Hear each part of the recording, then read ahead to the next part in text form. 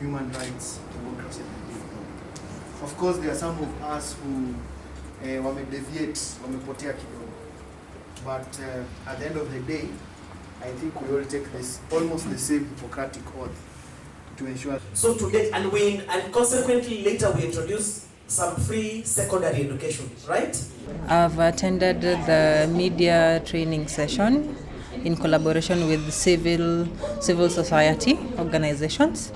And during this period, I've come to learn that as journalists, we have to work together with the civil society, more so on covering the upcoming general election, which will be held in the next 10 months.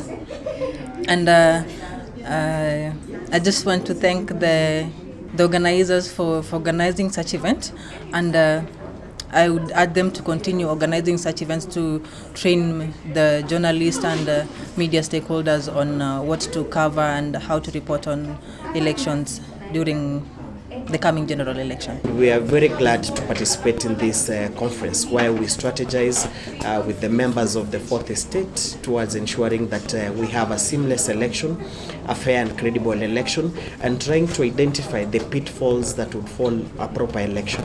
Like this one, we've had an opportunity to discuss, and as Mzalendo, because we do monitor legislative work, we've had an opportunity to discuss the legislative development in the National Assembly and both at the Senate, and we wish to promise that we would keep engaging KCA and the media fraternity towards ensuring that we cover these critical issues that are coming out from the various houses, that is the National Assembly and the Senate.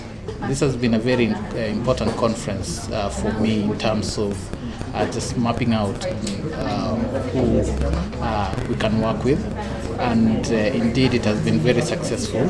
I have learned a lot. I have identified the key people we are going to work with.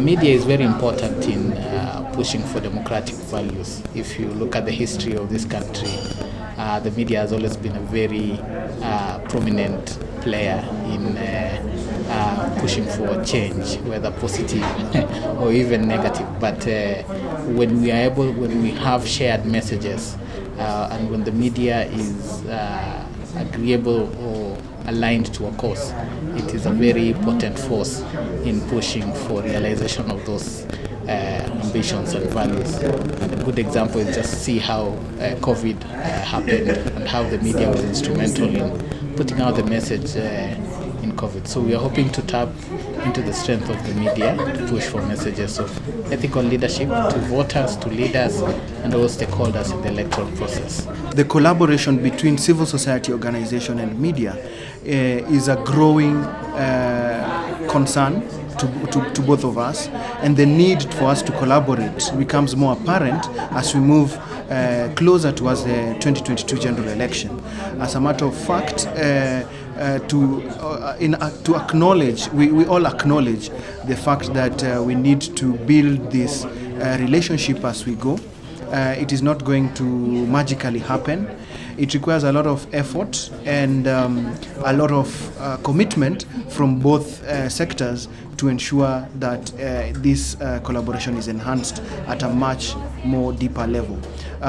We have enough time for us to develop frameworks in which we can engage together in a more meaningful way to ensure that we work together during the election period next year before the general election.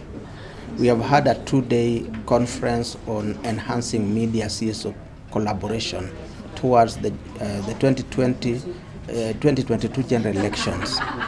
This is an important thing for us because as a media sector and as a media organization, we think it's important for us to work with the partners and prepare for the elections. And this is based on the fact that we have had experiences in the past from 2007, 2013, 2017, where journalists in the field faced a lot of difficulties. So this is important, first, for two reasons. One, we want to develop content so that election reporting becomes issue-based. But then also we want to prepare the journalists to ensure that they are ready for this in terms of background around election issues and also safety and security of journalists during the elections. So we are going to work together in partnership to ensure that this works. We are working with the Katiba Institute, ICJ Kenya, Mzalendo, Article 19, and many others. But we have about 5 thematic issues revolving around elections: election and security, election and the election and the framework of management of elections. We have looked at the issue of election observation. We have looked at a number of issues around elections, and we are saying that working together we can then be able to do certain lobbying and advocacy around certain issues to ensure that the environment around which elections is going to take place will result in credible and peaceful elections.